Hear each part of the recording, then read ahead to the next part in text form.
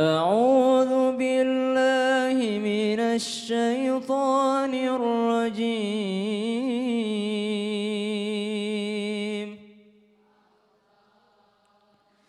بسم الله الرحمن الرحيم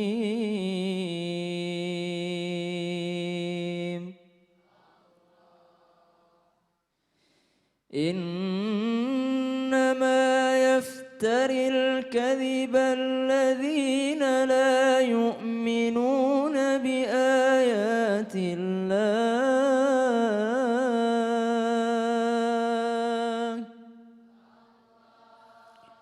وأولئك هم الكاذبون.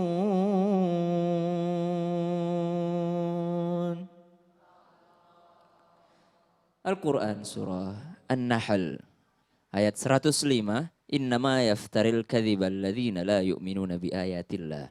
Sesungguhnya orang-orang yang mengadakan pembicaraan lalu mereka berbohong, orang-orang yang berdusta, orang-orang yang mengadakan kebohongan, mereka itulah alladzina la yu'minuna biayatillah. Orang yang suka bohong itu sesungguhnya mereka itulah orang-orang yang tidak beriman biayatillah.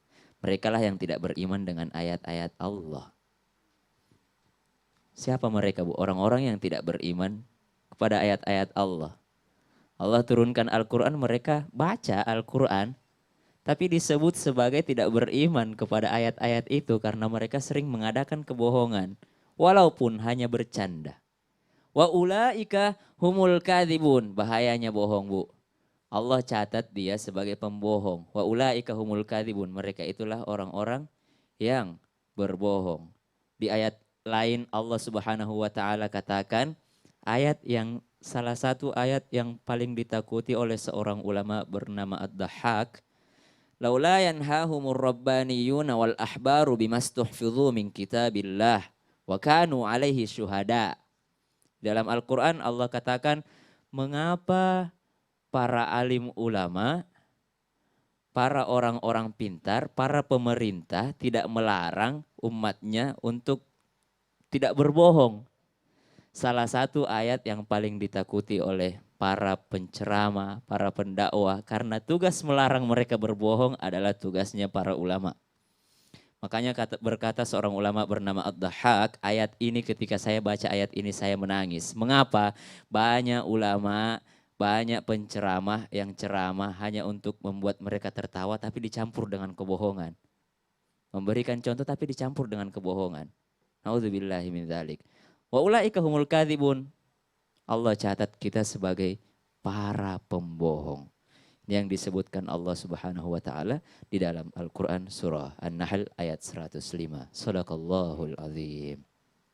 Ustadz Syam, makanya kalau lebih aman kasih contoh kayak Ustadz aja. Kasih contoh keluarganya sendiri, kan gak bohong. Oh iya ya? Iya Masih gak, tahu. bener gak? Tapi Masih ada mau yang dengar cerita ditahan-tahan. keluarga saya? Tapi Maaf, gantiannya duduk dulu boleh Pak? Nanti gantian ceritanya dulu ya. kepanjangan. Baik, Aku Masya mau cerita Allah. tentang keluarga Jangan saya. nanti Ustadz. Nanti ya. Giliran dipancing sekali, langsung panjang jadi. Ya, baik ini Masya Allah. Terima kasih Ustadz Syam yang telah menjelaskan dan mengingatkan kepada saya juga, kepada ibu-ibu semuanya bahwa ternyata dalam keadaan apapun, di dalam Islam hukum berbohong adalah haram. Maka apakah bahayanya bagi orang-orang yang ketika berbicara berdusta untuk membuat orang lain tertawa? Bohong di dalam Islam sudah dikatakan tadi hukumnya dasarnya adalah haram. Memang di dalam hadis riwayat Muslim ada bohong yang diperbolehkan. Yaitu dalam 3 hal. Ketika mendamaikan saudaranya yang sedang bermusuhan dengan tujuan supaya ini musuh bebuyutan nih. Biar bisa gabung lagi, menjalin tali silaturahim lagi. Itu boleh mendamaikan. Yang kedua untuk strategi perang. Dalam perang boleh berbohong untuk menunjukkan kekuatan misalnya. Atau menyatukan suami istri, suaminya memuji istri, istri memuji suami untuk mempererat tali pernikahan mereka itu boleh. Tapi selebihnya daripada itu adalah tidak dibenarkan berbohong. Ada lagi sih memang bohong dalam kondisi yang sangat kepepet darurat sekali. Ini pun untuk tujuan kemaslahatan atau tujuan kebaikan. Namanya tauriyah atau bohong yang ambigu. Contohnya seperti apa? Ketika zamannya Nabi Ibrahim alaihissalam bersama Siti Sarah, istri yang sangat cantik ini, beliau-beliau ini pergi menuju ke daerah Mesir, ada memang seorang raja yang sangat naksir dan jatuh cinta kepada Siti Sarah. Kebiasaan dari raja tersebut adalah merampas istri dari seseorang dan suaminya dibunuh. Maka ketika itu Nabi Ibrahim mengatakan, Sarah ini adalah saudara saya. Maka dilepaskanlah mereka. Lalu Nabi Ibrahim alaihissalam mengatakan kepada Siti Sarah, itu bukannya termasuk golongan berbohong dalam artian bahwa menyelamatkan sesuatu. Karena Nabi Ibrahim alaihissalam maksud dari kalimat saudaraku adalah saudara seiman. Istrinya kan saudara seiman. Tapi maksudnya mereka, oh ini saudara kandung. Nah itu boleh tapi dalam kondisi yang darurat dan kepepet sekali untuk tujuan kebaikan. Lalu apa bahayanya bagi orang-orang yang hobinya melucu, yang hobinya buat orang tertawa tapi ditambahkan dengan kedustaan. Apa sabda Nabi Muhammad SAW dalam hadis riwayat Abu Daud dan Tirmidzi? Celakalah bagi orang-orang yang ketika dia berbicara, kemudian dia berdusta dengan tujuan untuk membuat orang lain tertawa. Celakalah, celakalah. Kata Rasulullah Sallallahu Alaihi Wasallam. Rasulullah Sallallahu Alaihi Wasallam juga kembali bersabda dalam hadis riwayat Abu Daud, neraka wail bagi orang-orang yang berbicara berdusta untuk tujuan membuat orang lain tertawa. Maka hati-hati, bercanda boleh. Islam bukan agama yang kaku. Islam bukan mengajarkan umatnya untuk cemberut terus. Hidupnya nggak pernah ada bercandaan. Tidak, Rasul pun bercanda. Hanya bercandanya Rasul semuanya isinya adalah kebenaran. Rasul nggak pernah bercanda ditambah dengan kebohongan. Begitu banyak contoh bercandaannya Rasul.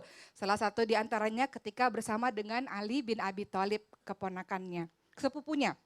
Rasulullah SAW bersama dengan Ali bin Abi Thalib ini pada suatu ketika sedang makan kurma, Bu. Ali bin Abi Thalib makan kurma dengan lahap sehingga biji-biji kurmanya lebih banyak dibanding dengan biji kurmanya Rasulullah. Ali berkata kepada Rasul, Rasul lihat nih aku makannya lebih banyak daripada engkau wahai Rasul. Apa lebih sedikit karena mohon maaf kurma-kurmanya bijinya lebih sedikit. Akhirnya apa yang dilakukan oleh Ali bin Abi Thalib? Ali bin Abi Thalib menumpahkan kurma-kurma itu, biji-biji kurma ke tempatnya Rasul. Rasul lihat makananku habis, engkau makanannya enggak habis, banyak banget makannya ya Rasul, kata Ali bin Abi Thalib. Apa yang Rasul katakan? Engkau lebih banyak makannya Ali, sampai biji-bijinya aja engkau makan, kata Rasulullah. Bercanda sih, tapi bercanda yang sebenarnya hanya untuk lelucon yang ringan-ringan saja. Rasul bercanda juga tidak ditambah dengan kebohongan. Seperti yang Ibu sudah tahu kisahnya. Rasul bilang sama nenek-nenek kan, nenek gak bisa masuk surga sampai neneknya nangis. Kemudian Rasul mengatakan, Ya, tidak ada nenek-nenek masuk surga. iya. Jangan gitu Pak Ustadz di sini juga. Nenek nangis beneran ntar nih. Ya Pak Ustadz. Gimana tuh Bu? Enggak ada nenek masuk surga. Gimana tuh Bu kalau dibilang begitu Bu? Ya. Enggak, Hah? tidak ada nenek masuk surga. Iya. Oh, sedih gak Bu? Nangis Kenapa loh. gitu? Kenapa begitu kan sih? Mau tahu kenapa begitu? Heeh. Kalau nenek-nenek masuk surga repot, Nah, lu Bu. tapi dijadikan muda. Iya.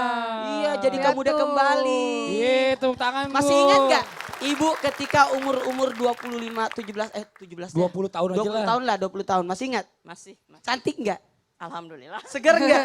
Segar. Senyumnya bagus gak? Nggak tahu ya. Nah Ya, Ibu begitu. begitu nanti Bu Nah, Masya umurnya. Allah. Umur-umur kayak Ustaz Saoki gitu. Betul. Tuh, Coba, di Rasul kita. gak bohong dalam bercandaannya. Betul. Ini Gitu. tadi udah jelas kalau misalnya kita nanti bohong, ini bahayanya adalah dimasukin ke neraka wail. Ini kalau Nisa coba kita tanya sebentar Pak Ustadz, Ustaz Zoki. Nisa pernah nggak bercanda sama teman-teman kayak Iya, ini pernah. suka bohong-bohong? Oh, kalau di SMA Iya. waktu itu aku sih yang dijailin. Jadi temen aku bilang handphone aku hilang. Aku nitip ke dia tapi dia bilang hilang gitu kan. Oh. Terus aku nyari-nyari, udah panik, udah sampai mau nangis. Terus nggak taunya ternyata dia cuma bercanda. Iya. Tuh, itu. termasuk bohong yang diharamkan adalah menakut-nakuti orang. Oh. Salah satunya ngambilin barangnya sampai hilang, bikin orang Ibu-ibu tuh panik. biasanya, Oh. awas ada antu. Atau Mas Fadli, Takut. Mas Fadli sering, awas Ustadz ada kucing.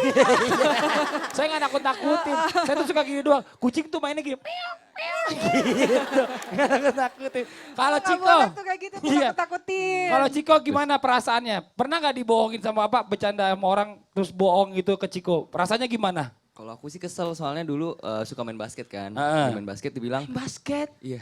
Wow. Ya gitu habis main basket dibilangnya, Ciko dipanggil mama. Pulang. Pas Oh. pulang ternyata nggak dipanggil kan kayak Padahal lagi jauh banget enak gitu ya. main.